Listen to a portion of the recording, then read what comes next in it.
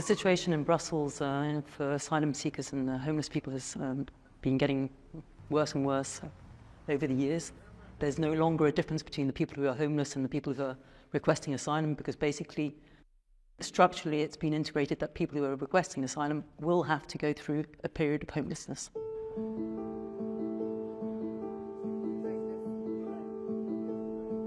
Alors la situation est pas joyeuse, malheureusement, à savoir que depuis quelques années, en fait, on est confronté à ce qu'on appelle une crise de l'accueil.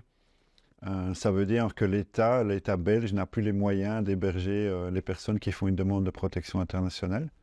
La plupart de ces gens qui arrivent en Belgique, des migrants qui arrivent en Belgique, donc font une demande à Bruxelles d'habitude. Et donc ils font leur demande et après l'État n'est plus capable de leur offrir un hébergement malgré ce que prévoit la loi Accueil et la loi européenne. Et donc qu'est-ce qui se passe fatalement? Donc les rues de Bruxelles se remplissent de personnes qui sont en recherche de logement. Ça augmente la population des personnes sans abri sur la capitale. Et en fait, ces personnes doivent trouver des solutions et s'adapter. Donc soit ils trouvent des occupations temporaires, donc en gros ce qu'on appelle les squats, soit ils se retrouvent dans des structures pour personnes sans abri, mais qui sont des structures pas complètement adaptées en fait à l'accueil des personnes migrantes et de mon point de vue assez indignes en termes de notion d'accueil d'un pays comme la Belgique.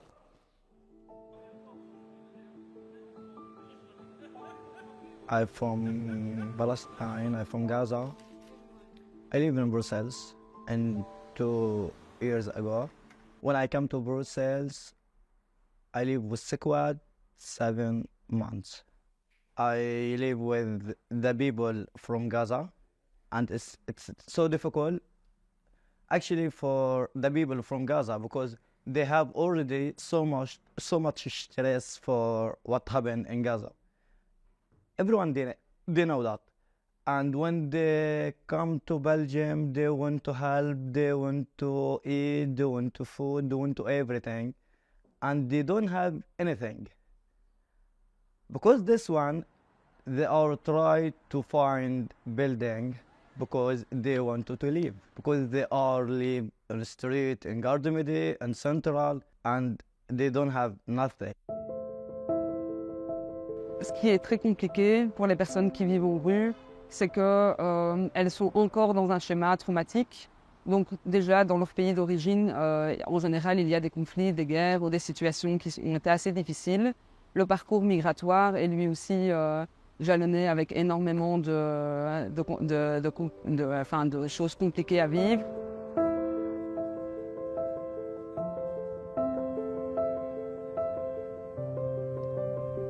I had to sleep in the street for, I think, 12 nights. The weather is very, very cold, and I feel scared. I went to another building for Palestinian unofficial. The situation is too much hard. After 15 days, I calling Samusocial. I successful to Samusocial to have a new place for just 3 days. It's okay, 3 nights. Yes, I mean 3 nights. It's okay. After 3 nights, you can go out. You can call another time. Okay. After 3 days, you can call. And okay. After day, and I told someone I need place. The street outside is very, very hard, and the weather is very complex. There's too much cold, and so much homeless. Ramzi, I'm refugee. I'm not homeless. Please help me. And I stay in Samusocial 35 days.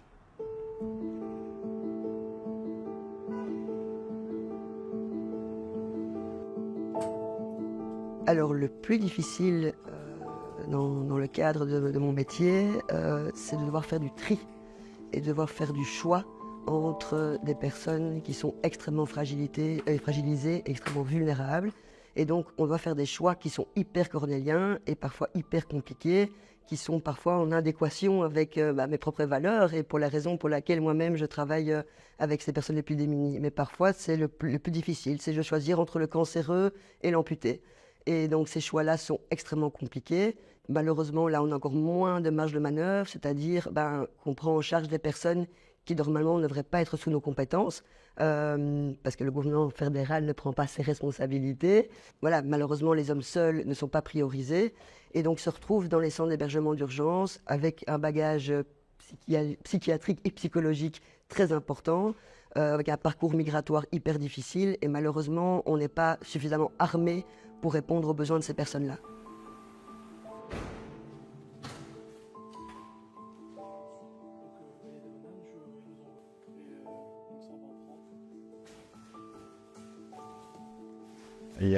Et donc le rôle du Samusocial est non seulement d'essayer d'héberger, mais aussi et surtout d'alerter les autorités sur cette problématique, sur le fait que la précarité, le nombre de personnes sans hébergement à Bruxelles est en train d'augmenter et qu'il faut que la Belgique réponde à ses obligations.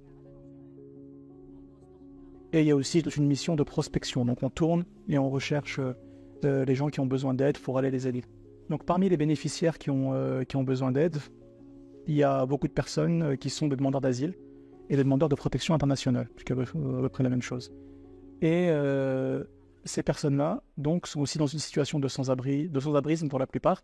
Avant, il y avait une maraude dédiée pour ces personnes-là, donc c'était la maraude asile et migration, qui d'un côté allait voir toutes les personnes qui étaient en rue et qui étaient tous réunis au même endroit, comme par exemple le boulevard Pacheco, mais allait aussi dans différents squats, qui sont souvent des squats bien organisés, par exemple des squats de Palestiniens d'un côté, des squats ukrainiens de l'autre, etc., etc. Cette équipe malheureusement n'existe plus depuis le 1er janvier 2024 et du coup nous avons récupéré une partie de ces missions en allant nous aussi offrir de l'aide aux personnes à Pacheco comme nous allons faire aujourd'hui.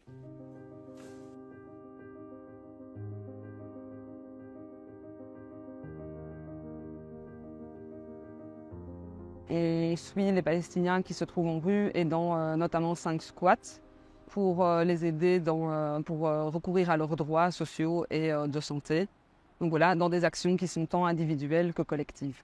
Donc un centre qui accueille des personnes en demande de protection internationale nous a demandé de créer un groupe de parole pour soutenir notamment les personnes palestiniennes dans le vécu traumatique qu'elles subissent chaque jour, notamment en raison du conflit, mais aussi de manière quotidienne dans les conditions de vie en rue.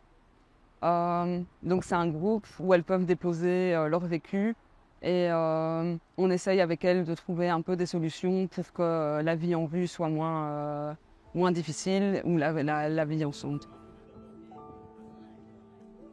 Alors, selon moi, les ressources nécessaires au niveau macro, au niveau institutionnel, ce serait évidemment des places supplémentaires, pouvoir héberger malheureusement toutes les demandes auxquelles on est soumis. Et alors, au niveau plus micro, au niveau de notre centre ici à Poincaré, ce qu'on aurait besoin, c'est en tout cas de pouvoir que les équipes puissent aussi évacuer tout ce qu'ils entendent, tout ce qu'ils vivent au quotidien, et de pouvoir avoir un peu plus de supervision, avoir des espaces de parole où on peut aussi relâcher entre travailleurs, même avec des personnes extérieures, mais tout ce qu'on vit, parce qu'effectivement, le quotidien dans un centre d'hébergement d'urgence, c'est du tout de suite non-stop, et donc on doit être dans la réactivité et on doit pouvoir avoir des réponses à apporter. Malheureusement, pour le moment, au vu de ce qui se passe, surtout avec la population des Palestiniens qui arrivent en masse à Bruxelles, nous avons très très peu de moyens de réponse. Et donc les équipes sont fatiguées, on essaie de trouver les solutions, on essaie de bricoler, mais voilà, on est sur un fil tendu et on a toujours peur qu'à un moment donné, ce fil lâche.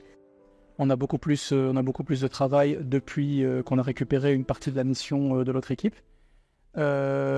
Et de l'autre côté, ça change un petit peu de ce qu'on voit tous les jours, parce que là, il y a vraiment beaucoup de personnes, et beaucoup de personnes, on n'a pas le temps, bien sûr, de faire quelque chose de personnalisé. Donc alors, on fait que donner, mais on n'a pas le temps de parler aux gens et de leur expliquer ce qu'ils peuvent faire ici en Belgique, etc. Et effectivement, c'est pas l'idéal. Il faudrait bien sûr quelque chose de spécifique à ce type de public. Well, I think, the whole, what solutions could be taken to try and, on a political level and a global level, try and improve the system. Clearly the European system for asylum is ridiculous and is chaotic. For sure, there's a lack of solidarity, and we saw with the Ukrainian example that when there's a will, there is a way. So the European system can work, the solidarity mechanisms can work, integration mechanisms can work at all levels. We saw it with Ukraine, be it schooling, education, jobs, everything was quite easy to put into place because there was a political will to do it. The Ukrainians immediately received the protection that they needed to be able to start a new life. Why is it not happening for Sudan? Why is it not happening for Palestine? Why is it not happening for the Congolese? So there is definitely a discrepancy. Another thing is clearly to have safe and legal passage to Europe, but within Europe, people are dying again. Last week, in the last 2 weeks, there have been two boats that were sinking between France and England. Is this acceptable in 2024 to still be in this kind of a situation? There is no safe and legal passage. It's a problem when you see the people stay outside 7 months, 8 months.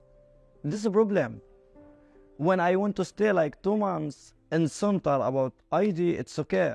But when you stay in the street, it's not okay. People speak so much about him. I want people come to help him.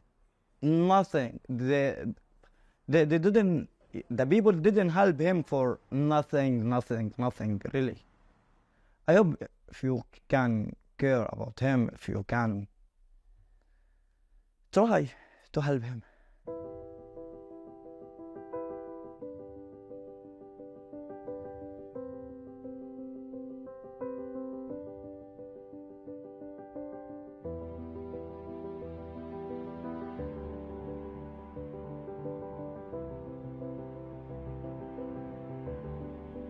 Donc on a besoin de cette coopération entre les services. On a aussi besoin de changer les perceptions que la plupart des personnes ont des personnes migrantes et aussi des personnes en rue. Donc implanter une accessibilité aux droits sociaux des personnes et aussi que les autorités publiques changent l'image sur ce que représente une personne en demande de protection internationale et comprennent un peu ce que vivent ces personnes quand elles sont dans la rue. They have requested asylum and don't have immediate access to the reception system. And so every day they are sleeping in the streets and we try and find solutions for them. So there are not enough places. Yet the Secretary of State here in Belgium had said no families would be in the street, no children in the street. Every day there are families and children sleeping in the street. So clearly she's not respecting what she had said that she would put in place. So yes, we need more places and we have to stop with the yo-yo of going up and down and immediately trying to reduce the number of places to keep a capacity which allows for people to actually have access to their rights. It is a right, a fundamental right to have shelter when you arrive in Belgium.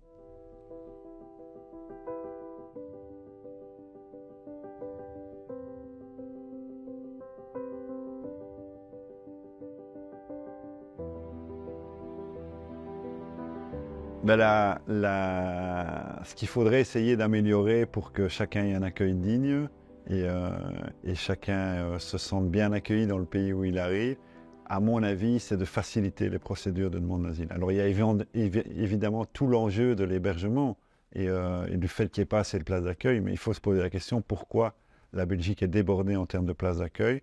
Et une des raisons, c'est qu'on complexifie et qu'on rallonge énormément le temps que doivent passer ces gens dans les structures d'hébergement avant d'avoir une réponse de l'État belge. Et je pense qu'une des premières mesures, si on voulait améliorer l'accueil, ce serait d'accélérer les demandes, les réponses aux demandes des personnes qui arrivent en Belgique, en prenant des mesures beaucoup plus simples. Pourquoi est-ce qu'on doit passer des années à traiter ces dossiers et à maintenir ces gens dans des structures d'accueil collectif? Donc je crois qu'il y a une sorte de bureaucratisation liée à une pression politique et une surcomplexification des procédures pour donner une réponse aux demandes de réfugiés. So in terms of, a message of resistance, I would call it more maybe resilience, and we saw it with the citizens movement which created Bell Refugees, is that the perception that the public have of asylum seekers can have a great political influence, and we saw that the hospitality that was proven in the end by the citizens was quite amazing. And I think if we could, on a more global level, take the values of solidarity, hospitality as core values of the European Union, maybe we wouldn't be where we are today. Le principal message, c'est ouvrons-nous et facilitons l'arrivée de ces gens pour qu'ils participent à la construction de l'Union européenne. You know what happened in our country. What will I do? Just leave. I need peace. I look for any place for you know what? My family in Gaza Strip now. I really worry about my family and my fiancé and my mother and my father. What can I do? If you have a place for us in Belgium, please take it us. We need more safety.